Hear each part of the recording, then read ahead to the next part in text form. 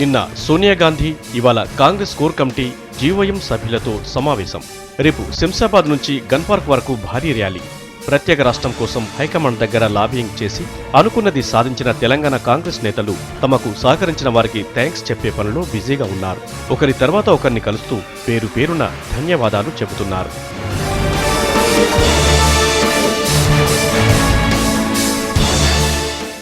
తెలంగాణ రాష్ట్రం సాకారమైన టైంలో పార్టీ అధినేత్రి సోనియాకు ప్రత్యేకంగా కృతజ్ఞతలు తెలిపారు తెలంగాణ కాంగ్రెస్ నేతలు.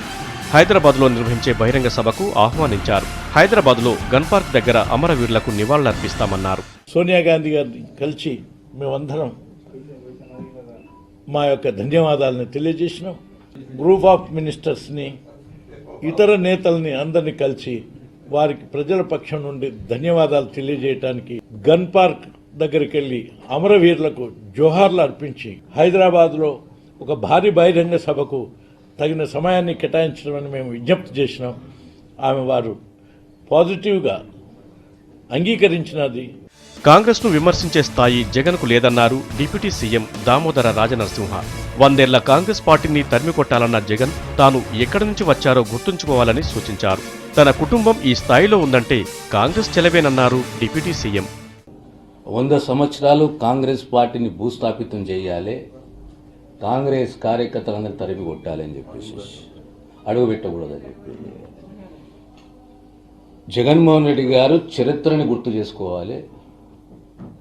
ఈరోజు ఈ స్థాయికి జగన్మోహన్ రెడ్డి గారి కుటుంబం ఎదిగింది అంటే అది ఎవరి వల్లనే ఎదిగింది, ఎవరి దయాదక్షిణల వల్ల ఈ స్థాయికి ఎదిగింది ఈ సమాజంలో అనేది జగన్మోహన్ రెడ్డి గారు ఒకసారి చరిత్రను పరికిస్తే అర్థమవుతుంది.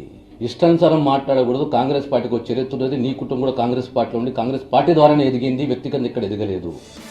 మరోవైపు తెలంగాణ కాంగ్రెస్ నేతలకు సోనియా పలు సూచనలు చేసినట్లు తెలిపారు మంత్రి ఉత్తమ్ కుమార్ రెడ్డి. విభజన జరిగిన టైంలో సీమాంధ్ర ప్రజలతో మరింత సోదరభావంతో మెలగాలని కోరారన్నారు మంత్రి. సీమాంధ్ర ప్రజల్లో అసంతృప్తి విషయాన్ని అర్థం చేసుకోవాలని సూచించినట్లు తెలిపారు. వారు ప్రత్యేకంగా సీమాంధ్ర ప్రజలు ఆవేదనతో ఉన్నారు. వారన్న పదం దేర్ అగ్రీవ్. సో ఒక మంచి వాతావరణం సృష్టించింది, సఖ్యతతో సహృద్భావంతో ఉండాలి. మరి ఆ బాధ్యత మేమే ఉందని చెప్పారు. మొత్తానికి 60 ఏళ్ల కల సాకారమైన టైంలో రాష్ట్ర ఏర్పాటుకు సహకరించిన వారికి కృతజ్ఞతలు తెలియజేస్తున్నారు.